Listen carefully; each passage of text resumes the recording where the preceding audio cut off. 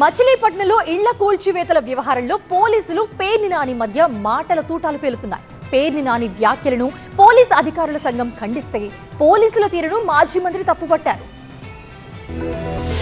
బందర్లో కాకి వర్సెస్ ఖద్దార్.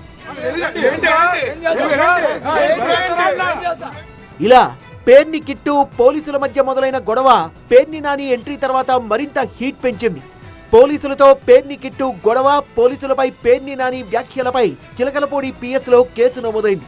అక్రమ నిర్మాణాల కూల్చివేతల దగ్గర పోలీసులపై అనుచిత వ్యాఖ్యలు చేశారంటూ కేసులు నమోదయ్యాయి. మరోవైపు పోలీసులపై పేర్ని నాని వ్యాఖ్యల్ని తప్పుపట్టింది పోలీసు అధికారుల సంఘం. ఒక మాజీ మంత్రిగా మీరు ఉపయోగించే భాష సభ్య సమాజం తలదించుకునేలాగా ఉంటుంది. పోలీస్ శాఖను తోలనాడి మాట్లాడడం, ఒక సర్కిల్ ఇన్స్పెక్టర్ గారినో డిఎస్పీ గారినో ఇతర ఉన్నతాధికారులను మీడియా శాఖ సమక్షంలో ఏకవచనంతో సంబోధిస్తే మీ స్థాయి పెరుగుతుందని మీరు భావిస్తున్నారేమో, కానీ దానివల్ల మీ స్థాయి దిగజారిపోతుందనే విషయాన్ని మీరు గుర్తుంచుకోవాలి, గమనించాలని కూడా ఈ సందర్భంలో మీకు తెలియపరుస్తున్నాం సార్. అయితే తాను పోలీసుల్ని దూషించలేదన్నారు వైసీపీ నేత పేర్ని నాని. ఒక్క అవినీతి అధికారిని విమర్శిస్తే శాఖను మొత్తం విమర్శించినట్లు కాదన్నారాయన.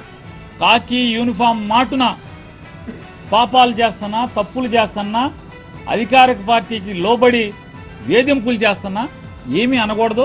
అతన్నంటే మమ్మల్ని అందరినీ అన్నట్టే అంటే ఆయన లంచం తీసుకుంటే మిమ్మల్ని అందరూ తీసుకున్నట్టేనా?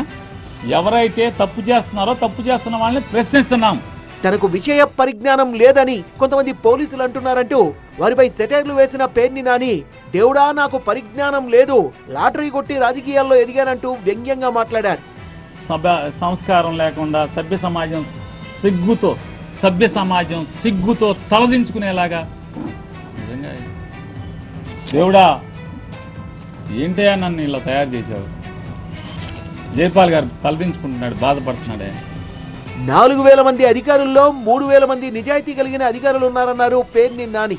నిఖార్సైన అధికారుల్ని తనెప్పుడూ గౌరవిస్తానన్నారు పేర్ని నాని.